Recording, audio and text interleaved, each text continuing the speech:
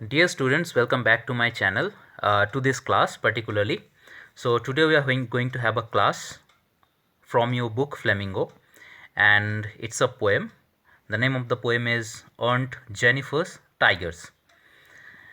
So the poet of this poem is Adrienne Rich. She is a woman. She is widely known for her involvement in contemporary women's movement as a poet and theorist. Contemporary women's movement यानी जो समसामयिक अर्थात आज के दिन में जो महिलाओं के आंदोलन के कारण अर्थात महिलाओं के ऊपर जो ऑपरेशन सब्जुगेशन होता है उसके विरुद्ध उन्होंने आंदोलन में शामिल थे और उनके जो राइटिंग्स हैं, जो कविताएं हैं, जो उन्होंने जो भी लिखे हैं उसमें it can be found that she is involved with women's movement. और भी है, she has published 19 volumes of poetry. उनका 19 किताब है कविताओं की, ग्रंथ भी, जिसको ग्रंथ भी कहा जा सकता है। 3 collections of essays and other writings, और उनके 3 एसेज यानी गद्य और अदर राइटिंग्स हैं। A strong resistance to racism and militarism echoes through her work. और उनके जो राइटिंग्स हैं, वो जो भी लिखे हैं उसमें देखा जाता है कि सी इज़ स्ट्रॉन्गली अगेंस्ट, रेजिस्ट करते हैं मतलब लड़ते हैं किसके विरुद्ध, रेसिज्म और मिलिटरिज्म के विरुद्ध वो लड़ते हैं। इसका मीनिंग हम नेक्स्ट स्लाइड में दिखाएंगे। ओके यहाँ पे जो कविता हम लोग पढ़ने जा रहे हैं, the poem earn Jennifer's tigers addresses, ये क्या एड्रेस करते हैं, the constraints of married life a women experiences, अर्थात शादी के बाद जो ऑपरेशन या फिर वीमेन के जीवन में, महिलाओं के जीवन में जो कष्ट होता है, जो भी उनके एक्सपीरियंसेस रहता है, उसके बारे में वो यहाँ पे Adrienne Rich has written this poem. चलते हैं नेक्स्ट स्लाइड में, जहाँ हम एक्सप्लेन करेंगे रेसिज्म और मिलिटरिज्म के बारे में।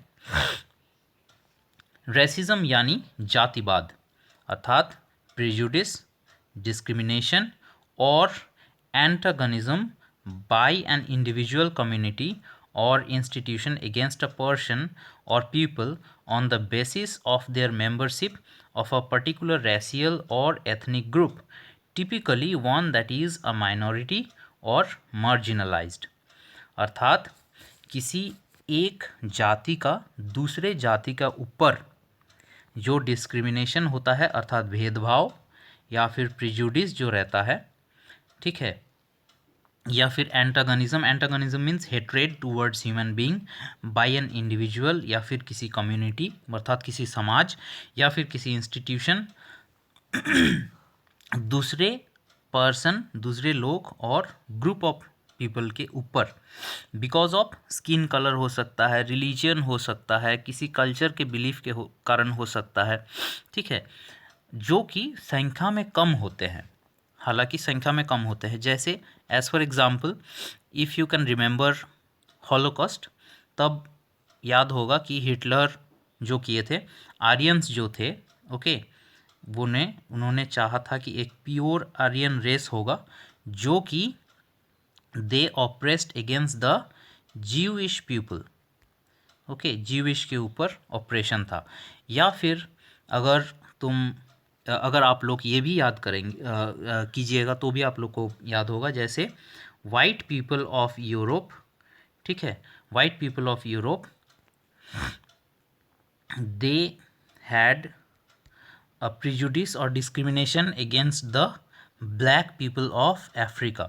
निग्रो कहा कहते थे उन लोग को, ठीक है, बंदर जैसे कहते थे, मतलब they thought that the black people from Africa are not humans. Okay, तो इसको कहा जाता है रेसिज्म। मिलिटरिज्म क्या होता है, सैनिक शासन, the belief that a country should maintain a strong military capability and be prepare to use it aggressively to defend और प्रमोट नेशनल इंटरेस्ट, अर्थात जो जिस देश में सैनिक के द्वारा शासित होता है और ये माना जाता है कि सैनिक रखा गया है इस देश में इस कारण से ताकि और बेहतर तरीके से शासन किया जा सकता है, अनुशासन बनाए रखा जा सकता है। So Adrienne Rich as a poetess, she was against these things, racism, militarism, और उनके जो राइटिंग्स हैं उसमें we can find that she was against subjugation of women or oppression. Oppression is not operation, okay, it's oppression.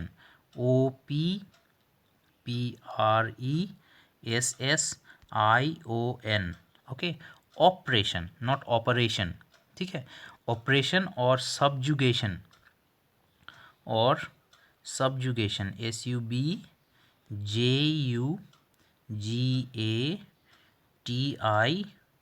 SUBJUGATION, subjugation, ठीक है। यहाँ पे देखो दो new, you get two new words here, one is operation OPPRESSION, ठीक है, ये एक वर्ड है, और दूसरा SUBJUGATION, ठीक है।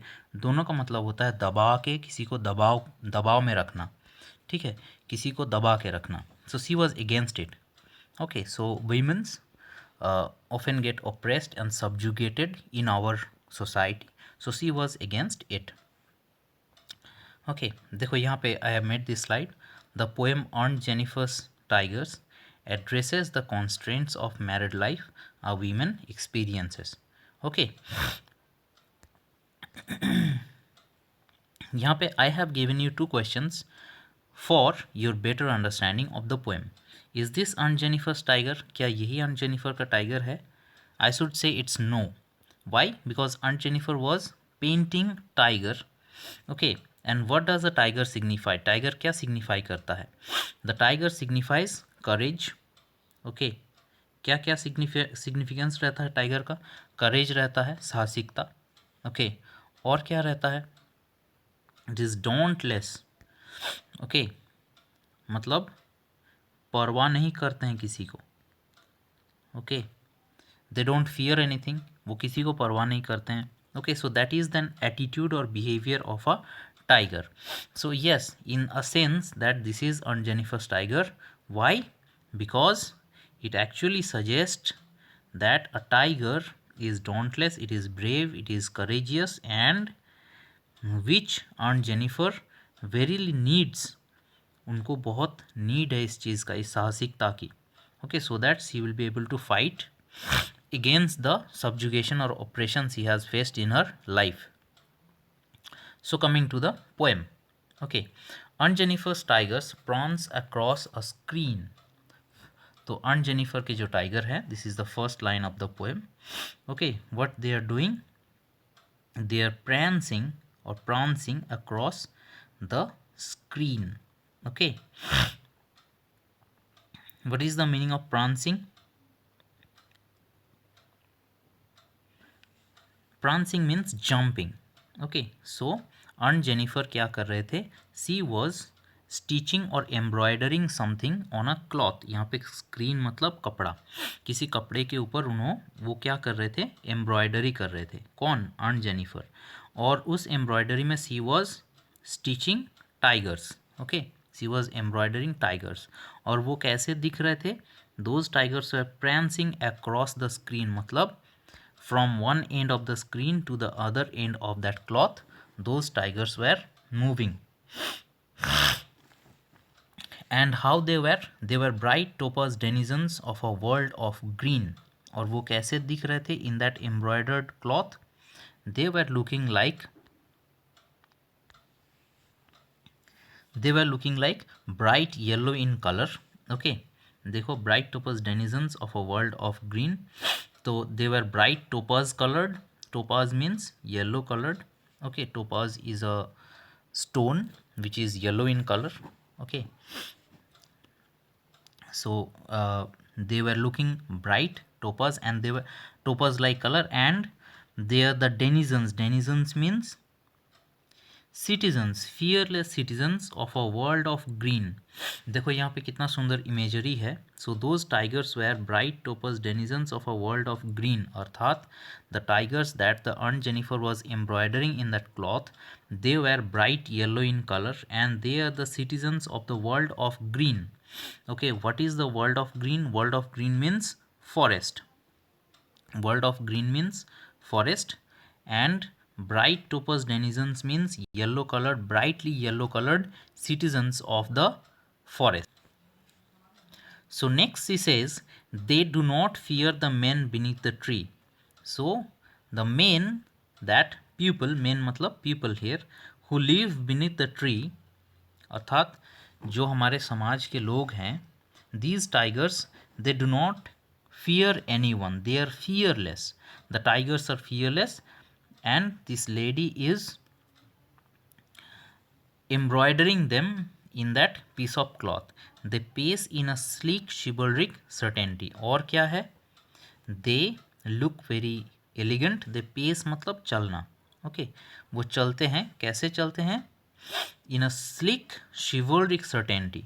Okay, so having fearless, having an elegant, sleek मतलब elegant, ये हम पिछला जो पोएम था उसमें भी हम बोले थे। sleek means elegant, elegant मतलब बहुत graceful, okay, gracefully चलना is called sleek, okay, यहाँ पे लिखते हैं elegant,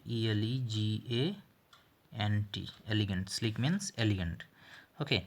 So Aunt Jennifer is embroidering the tigers, and those tigers look like they have a pace, they have a movement as if they are moving in that screen, in that cloth, and they are having a sleek means elegant, chivalric means brave, certainty means here confidence. So they are having a fearless, brave, elegant, gentleman-like confidence in that cloth that Aunt Jennifer is embroidering. Okay, तो इस paragraph का summary करते हैं in English so that you will be able to write your answers properly. So let's read this summary. The poet is describing a lady whom she addresses as Aunt Jennifer. She says that Aunt Jennifer is doing embroidery on a piece of cloth which could be a tablecloth or a wall hanging. She has designed it with beautiful tigers which are running fearlessly in the green forests. She has described their beauty by comparing them with a precious yellow stone known as topaz. Topaz is a precious gemstone. Okay, gemstone नहीं होता है जैसे हम लोग in our rings we wear gemstones like rubies, like diamonds, like emeralds. Topaz भी एक gemstone होता है. It's brightly yellow in color. She says that they appear bright yellow in the green backdrop of the forest. तो वो bright yellow in the green backdrop of the forest, those tigers look brightly yellow. They are feared, they are not affected by the presence of men. Here we can sense the contrast of behavior between the tigers and Aunt. Though the tigers designed by her are fearless, but she herself is afraid of her husband. Further, the poet says that the tigers are proud and fearless citizens of the forest. They are very shiny, elegant, and confident. ठीक है, so I'm moving on to the next. I will explain again the 4 lines in Hindi, semi Hindi actually. I'm not a very good Hindi speaker, semi Hindi, and I will again read out the summary of those lines. Aunt Jennifer's fingers fluttering through her wool. So Aunt Jennifer's fingers are fluttering through her wool. Find even the ivory needle hard to pull. The massive weight of Uncle's wedding band sits heavily upon Aunt Jennifer's hand. देखो these are rhyming also, rhyming lines भी है ये. Okay, Aunt Jennifer's fingers fluttering through her wool. Find even the ivory needle hard to pull. The massive weight of Uncle's wedding band sits heavily upon Aunt Jennifer's hand. Going to the meaning. तो what these next four lines say. Next four lines says the lady's fingers are trembling with the fear of her husband. Fluttering मतलब trembling, कांपना. Okay, so this old lady while embroidering with an ivory needle क्यों? Because ivory is a very light thing. Okay, what is ivory? Ivory comes from elephant, you know, elephant's task, TUSK task. Okay, हाथी का जो दांत नहीं रहता है ऐसा, इस शेप का हाथी का जो दांत रहता है ना, it is a very costly thing. Okay, इतना बड़ा जो दांत रहता है, okay, which is a very rare thing and it's very sad that people use it. मतलब हाथी मार के, ये दांत के कारण ही हाथी मारते हैं. जंगली हाथी जो रहते हैं उससे मिलता है Ivory. So this needle is made out of Ivory which is very light, बहुत हल्का है, इसीलिए आइवरी नीडल यहाँ पे यूज़ किया गया है. So what is happening, even this light needle, ये भी हैंडल नहीं कर पा रही है. कौन? अर्न Jennifer. Why? Because her fingers are fluttering, उनके हाथ कांप रहा है. ओके, थ्रू हर ऊल, जिस ऊल से वो एम्ब्रॉयडरी कर रही थी, ओके, उनका हाथ कांप रहा है, इसीलिए वो आइवरी नीडल भी यूज़ नहीं कर पा रही. It's hard to pull, she can not pull that ivory needle. Why? Because the massive weight of uncle's wedding band, क्योंकि शादी का जो रिंग पहनाया गया है, उस रिंग अभी, वो रिंग अभी इतना भारी हो गया है उनके ज़िंदगी में. मतलब after her marriage her life has become so heavy, her life has become so hard that it seats heavily upon अर्न जेनिफर्स हैंड. कि ये जो वेडिंग रिंग सिम्बॉलिकली यहाँ पे बोल रहे हैं, यहाँ पे वेडिंग बैंड मतलब वेडिंग रिंग मतलब her married life is suggested here. Okay, ये मैरिड लाइफ उनके ऊपर इतना हावी हो गया है and it heavily sits upon अर्न जेनिफर्स हैंड, इतना भारी हो गया है कि उनका हाथ कांप रहा है. She cannot handle the lightest ivory needle. Okay, going to the summary. Okay, so जब समरी पढ़ेंगे be careful because this summary is going to be helpful while you write your answers. Okay, her poet, here the poet describes the fear and of, sorry, here the poet describes the fear of Aunt Jennifer towards her husband. She says that while she is doing embroidery, her fingers are quivering, shaking with fear of her husband. Her husband does not approve of her hobby of embroidery. So, probably the husband here does probably the husband here does not approve her hobby of embroidery. Therefore, she trembles while she is embroidering the piece of cloth. It has become difficult for her to pull the needle up and down. Then she describes the wedding ring which was given by uncle to Aunt Jennifer on their wedding day. She says that it is a kind of burden for her to wear this ring. She has been tortured by her husband so much that the wedding ring, which could have been a beautiful gift for her seems like a burden to her. अर्थात शादी का जो ring वो पहन के रखी है, वो रिंग जो कि उनके ज़िंदगी में सबसे सुंदर एक गिफ्ट हो सकता था, that gift has become a burden for her. वो उनके लिए एक बोझ बन गया है. Okay, she has face so many difficulties in her married life that the little ring is described as a heavy band. इतना उनके ज़िंदगी इतना डिफ़िकल्ट हो गया है, इतना समस्या उनके ज़िंदगी में आ गया है that this ring is actually become heavy in her hand. उनके हाथ में वो भारी लगने लगा है. Her trembling fingers, on her trembling fingers, अर्थात उनके हाथ कांपने लग गया है because of that ring. This means that the ring is associated with some bad experience in the form of torture. Probably, अर्थात ये जो शादी का रिंग है, it is associated with some bad experiences in her married life. अर्थात उनके शादी के ज़िंदगी में ऐसे कुछ एक्सपीरियंस हुआ होगा जो कि उनके लिए एक बोझ बन गया है. She has faced because of her husband's dominating behaviour, और उन्होंने जो फेस किया है अपने ज़िंदगी में. Okay, moving on to the next lines. When aunt is dead, her terrified hands will lie. जब aunt, when this aunt Jennifer will die someday, you know it, because humans are mortal. किसी ना किसी दिन this aunt Jennifer will die and her terrified hands will lie. Then what will happen? That her terrified hands will lie. Lie here means lay से यहाँ पे lie. Okay, will lay down, lie down. Okay, her terrified hands will lie down. Okay, अर्थात स्थिर हो जाएंगे. Those hands will not pick up the needle anymore. वो Ivory needle से और एम्ब्रॉयडरी नहीं करेंगे, स्थिर हो जाएंगे, स्टॉप हो जाएंगे. देखो next line says still ringed with ordeals she was mastered by. अर्थात she was still even when she was she died, वो जब मर चुकी होगी तब भी उनके हाथ में वो मैरिज रिंग रहेगा. एंड ऑल दोज ऑर्डिल्स, अर्थात जितना उन्होंने हार्डशिप ओके और सफरिंग झेले हैं अपने ज़िंदगी में.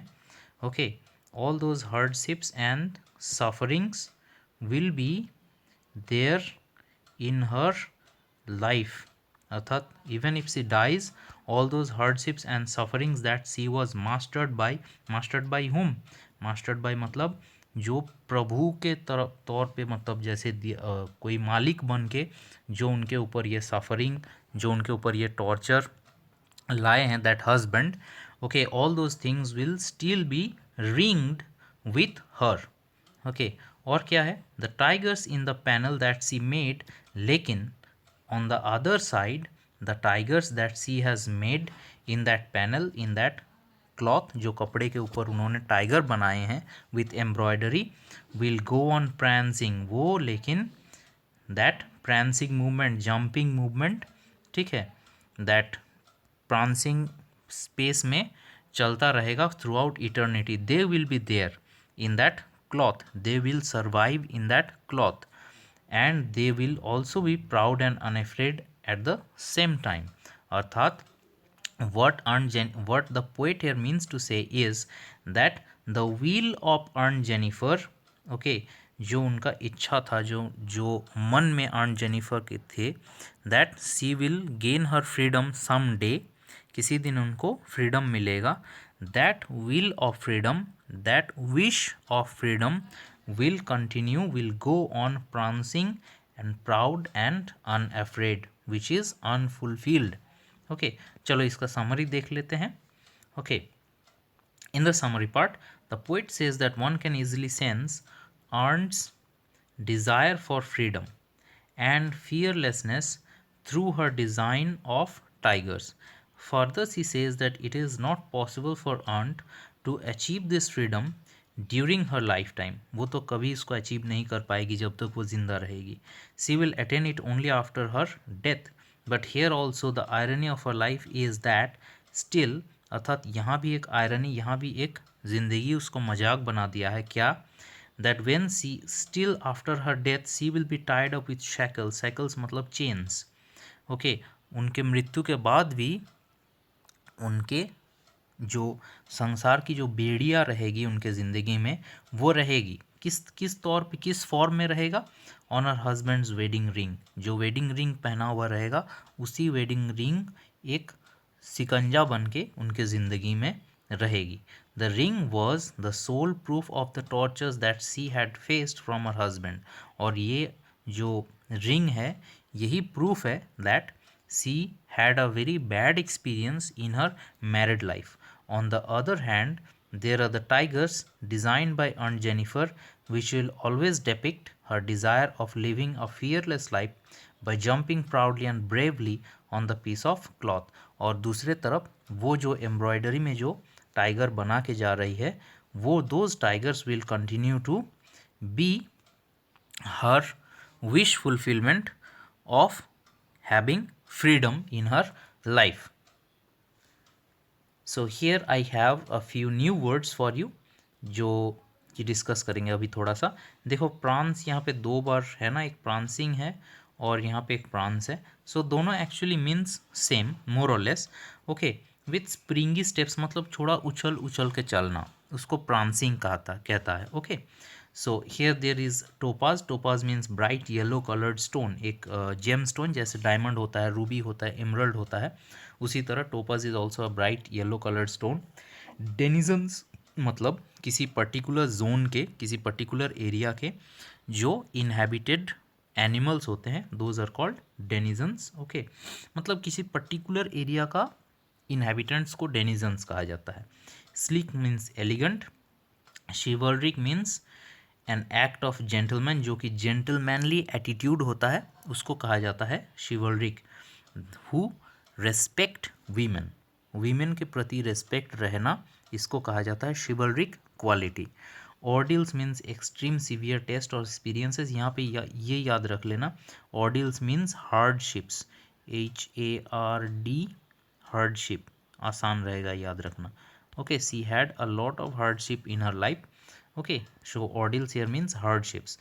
ओके, और एक देखो है यहाँ पे fluttering, to move in quick irregular motions of being agitated. इसको इतना डिटेल्स में याद ना रख के फ्लटरिंग मतलब शेकिंग याद रख लेना, ठीक है, शेकिंग याद रखना। फ्लटरिंग मतलब शेकिंग। ओके, शेकिंग या फिर क्वीवरिंग एक अच्छा वर्ड है, दे सकता है एग्जाम में भी कभी कभी।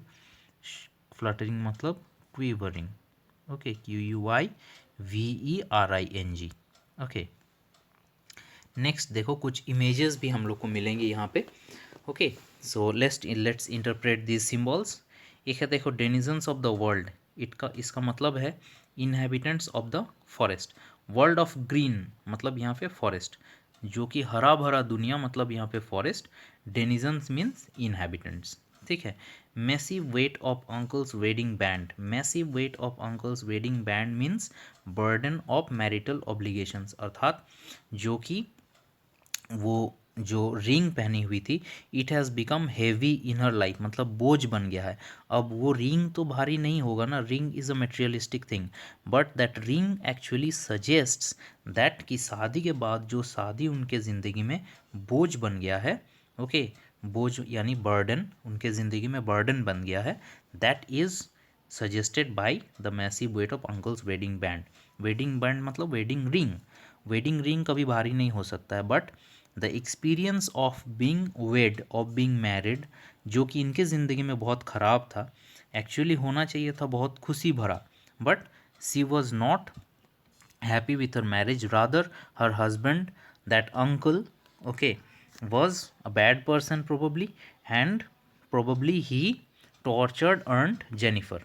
ओके, और क्या है देखो, सिट्स हेविली अपॉन अर्न जेनिफर, अपॉन अर्नड, इसका मतलब है कि had lot of stress on her, अर्थात वही जो ring, it sits heavily upon Aunt, बहुत भारी होकर अर्नड के ऊपर बैठा हुआ है वो बोझ। यहाँ पे बोझ मतलब stress. Okay, that ring can not exert pressure on any one, एक अंगूठी कभी किसी का ऊपर प्रेशर नहीं डाल सकता है, but the relationship has created a lot of pressure in her life.